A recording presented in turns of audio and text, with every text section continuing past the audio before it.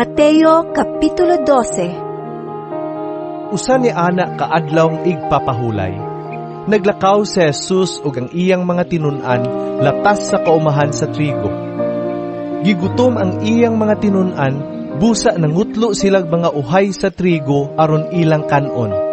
Sa pagkakita niini sa mga Parisiyo, miingon sila kang Jesus, "Tan-awa ra, dili ba supak man sa atong balaod ang gihimo sa imong mga tinun-an nining adlawng igpapahulay?" Si Jesus mitubag, Wala ba di kamo makabasa sa gibuhat ni David? Sa diyang gigutom siya og ang iyang mga kauban? Misulod siya sa balay sa Dios, ug siya ug ang iyang mga kauban mikaon sa paan nga gihalad ngadto sa Dios, bisag supak sa balaod nga mangaon sila ni adtong paan, kay ang mga pari raman ang gitugutan sa pagkaon niini. O wala ba di kamo makabasa sa balaod ni Moises nga sa matag adlawng igpapahulay ang mga pari sulod sa templo nakalapas man sa balaod sa adlawng igpapahulay, apan wala sila ilhang nga nakasala. Sultihan ko kamo, nga dinhi ani ay labaw pa kay sa templo. Kung nakasabot pa lang kamo sa kahulugan niining bahina sa kasulatan nga nag-ingon, "Kaluoy ang akong gusto, dili mga halad. Dili unta ninyo pakasadon ang mga tao nga walay sala. Kaya ang anak sa tao, mao ang magbuot sa angay buhaton sa adlawng igpapahulay." Si Jesus mibiya ni adtong dapita ug miadto sa usa sa mga sinaguga. Didto may usa ka tawo nga kimay. May pipila usab ka tawo nga gustong mangitag bikil aron mapasanginlan nila si Jesus nga nagbuhat og dautan. Busa nangutana sila kaniya, "Dili ba supak sa atong balaod ang pag-ayog masakiton sa adlawng igpapahulay?" Si Jesus mitubag, Unsa may inyong buhaton? Kung ang inyong karnero mahulog sa usa ka lawom nga lungag sa adlawng igpapahulay, dili ba dayon ninyo kinikuhaon? Mas dako pagbili ang tao kaysa karnero. Busa, ang atong balaod nagtugot kanato sa pagtabang kang bisan kinsa sa adlawng igpapahulay. Unya giingnan niya ang tawo, Ituy-od ang imong kamot. ug gituy-od sa tawo ang iyang kamot ug naayo kini. Unya, nanglakaw ang mga Parisiyo ug naglaraw sa pagpatay kang Jesus.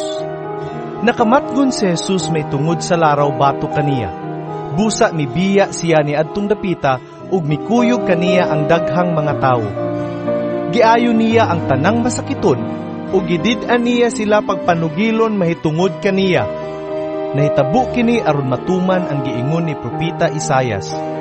Ang Dios nag-ingon, "Aniya ang akong gipili nga sulugoon, ang akong gihigugma o gikahimutan.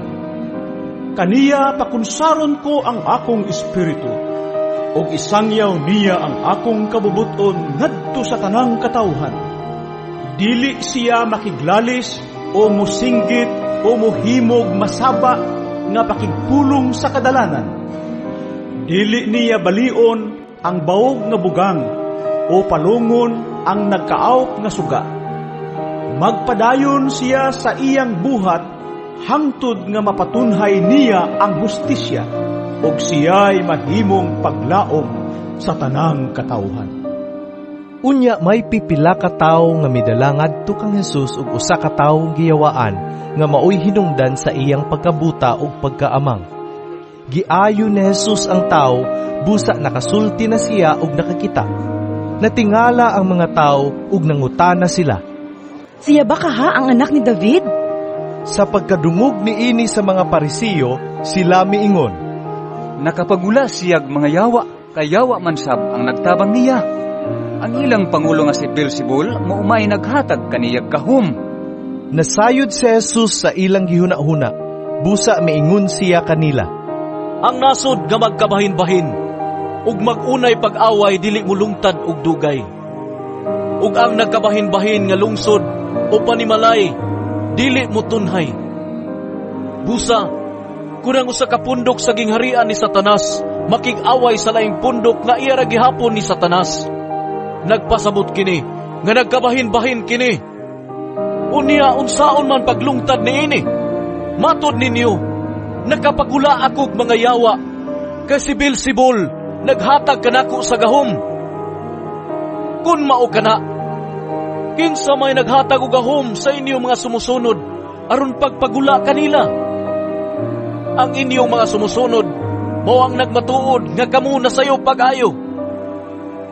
Dili si Satanas, kundili ang Espiritu sa Dios ang naghatag kanako sa gahom sa pagpagulag mga yawa, ug nagpaila kini nga miabot na kaninyo ang paghari sa Dios. Walay makalungkab sa balay so sa kataong kusgan ug makakawat sa iyang kabtangan, kundili una niya gapuson ang maong tao. Kung mahimo na niya kini, anha pa siya makakuha sa mga kabtangan. Ang dili dapig kanako, batok gayud kanako. Ug ang dili mutabang kanako pagtigom, nagpatibulaag lang. Tungod niini sultihan ko kamo. Ang mga tao mapasaylo sa bisan unsang sala nila ug sa bisan unsang sulti nila nga dautan. Apan dili mapasaylo ang magsultig dautan batok sa Espiritu Santo.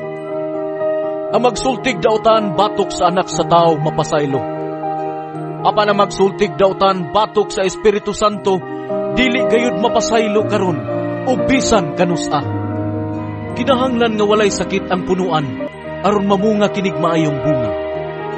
Kung ang punuan masakiton, ang bunga niini walay pulos.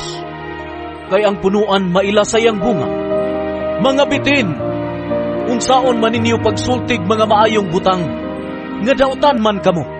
Kay unsa gani ang nakapuno sa kasing-kasing, mauusab ang isulti sa baba. Ang maayong tao, magsultig maayo gikan sa mga maayong butang nga naa sa iyang kasing-kasing. Ang taong dautan, magsultig dautan gikan sa mga butang nga dautan nga anaa sa iyang kasing-kasing. Sultihan ko kamo nga sa adlaw sa paghukom, ang matag usa ka tawo muhatag unya og husay sa matag walay pulos nga pulong nga iyang gisulti. Kay ang inyong mga pulong mauusab unya ang gamiton sa paghukom kaninyo aron maila kung kamusad-an ba o dili. Unya, pipila ka magtutudlo sa balaod ug mga Parisiyo miingon, Magtutudlo, pakita kamig milagro. apan mitubag si Jesus. Pagkadautan gayud sa mga tao karon, wala na'y pagtuo sa Dios. Nangayo kamog milagro kanako? Dili ako muhatag niini. Ang milagro nga akong ihatag kaninyo, maura ang kahibulungan nga nahitabo kang Hunas nga propeta.